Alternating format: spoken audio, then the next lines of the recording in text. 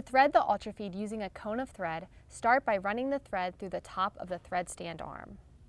Then pass the thread through one hole in the thread post. We recommend the hole that has the most direct path to the bobbin tensioner.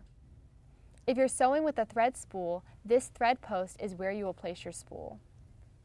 Place the thread spool onto the post so that the thread spins off the spool in a clockwise direction.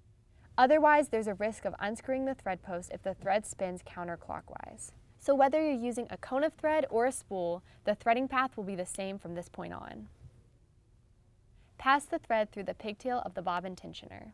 Carry the thread down beneath the bobbin tensioner and loop it through the ear holes going down through the rightmost hole. Then skip the middle hole and bring the thread around the front and down again through the leftmost hole. Now we will carry it further down to the upper tension knob.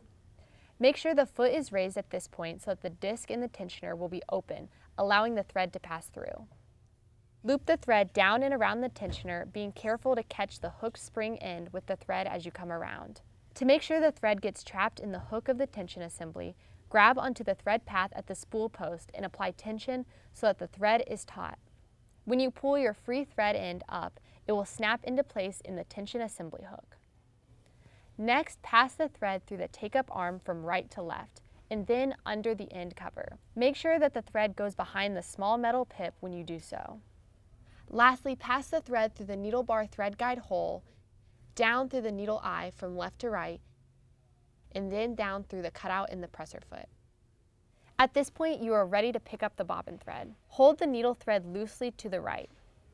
Grab the top of the balance wheel and rotate toward the front of the machine until the needle moves down and then back up. As the needle nears its highest point, pull the needle thread gently. The bobbin thread should come up through the needle hole with the needle thread in the form of a loop. You can pass a small tool, we're just going to be using a screwdriver, under the presser foot to pull the thread out of the way from the machine.